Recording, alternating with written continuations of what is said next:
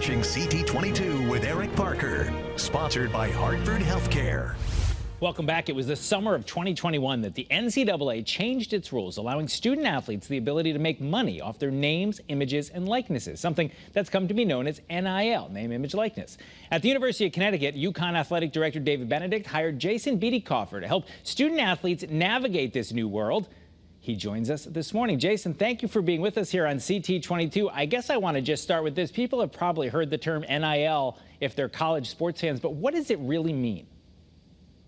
Yeah, I mean, as you hit it in the prelude, NIL essentially opens up the ability for student athletes to profit off of their name, image, and likeness.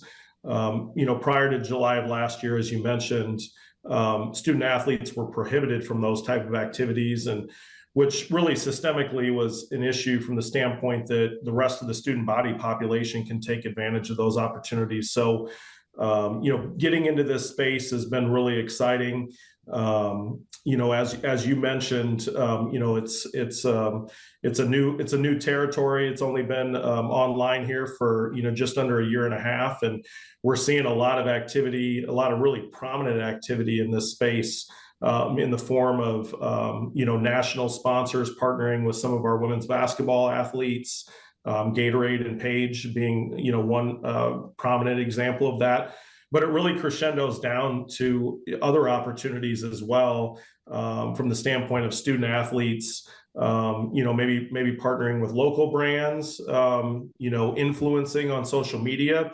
And it can even crescendo down to the space of, making an appearance at the local sandwich shop, or even making an appearance at a birthday party. They were prohibited from doing those type of activities, prior to July last year. So it's an evolving space, and I think to your point, a lot of people have questions about it, and there's an education process associated with people understanding the opportunity at hand and our ability for our student athletes to take advantage of it.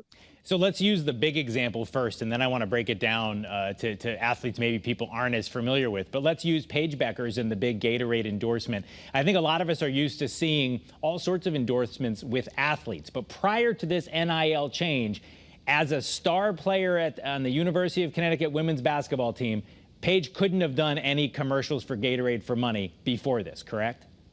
100%. Yeah, it was strictly prohibited, and that's the new space that we're in. And so now what this big change means is that whether it's a national advertiser like Gatorade or just, the local car dealership down the block, say, if they wanted Paige or another athlete, they wanted to negotiate an ad deal with them, they now can do that, and it all runs through the university to make sure it's proper.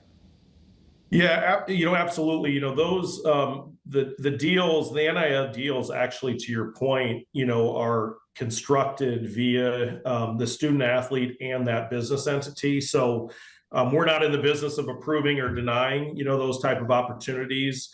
Really, the position I sit in is really, trying to add strategy and structure to NIL for UConn athletics in a way that opens up as many opportunities as possible for our student athletes.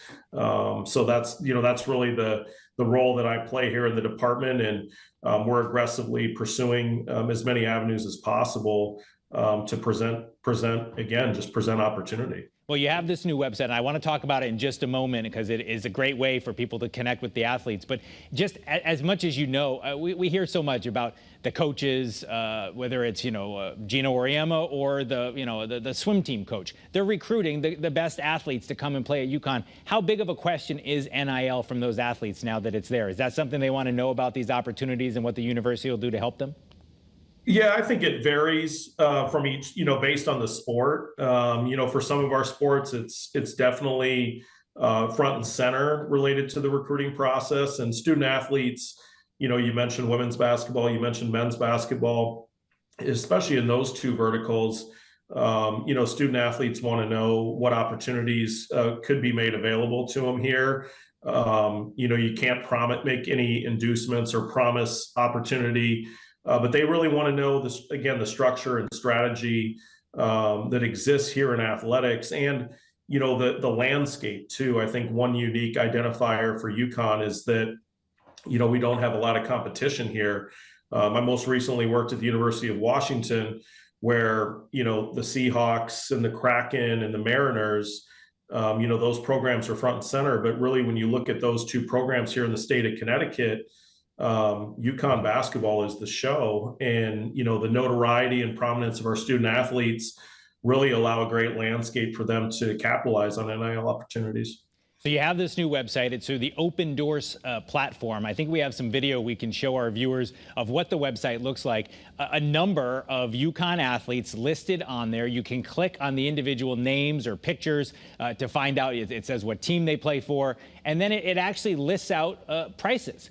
And it says, that they would do an endorsement for this price or make an appearance for that price. And so I wanted to give an example of just how basic, and you said earlier on about birthday parties, but I just picked somebody at random. So we have one here. This is Allie Garland.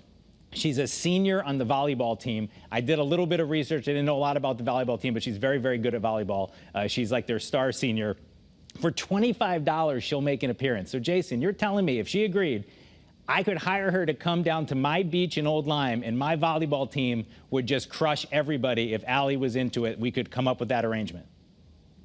Yeah, I mean, that's really the unique piece of this marketplace. And the reason that we work so hard to elevate this is that each student athlete is able to curate their offerings. It's everything, to your point, an appearance at a birthday party, an autograph, a social media post, a shout out that's like a cameo style deal, or pitch anything, like, hey, I have an idea and I'm willing to see if you bite on it. So, in your example, she has put forth a kind of baseline price, and obviously with an appearance, if, you live 3 hours away, that may look different than if you live right here in stores from a pricing standpoint. But, it's a curated marketplace that allows you to open that conversation. And our student athletes are hungry to do NIL deals and hungry to engage with both the business community and our fan base. And this is really what that platform allows. Prior to this platform, you would have had to, it would be hard to gain an understanding of maybe who was interested in doing certain things.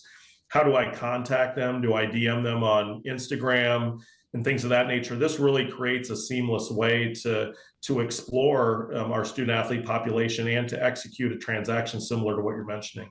So certainly, I'm sure there's going to be a lot of interest. Tell us, we only have about 20 seconds left. Tell us the website if people want to check it out and see for themselves. Yeah, it's opendoors.com.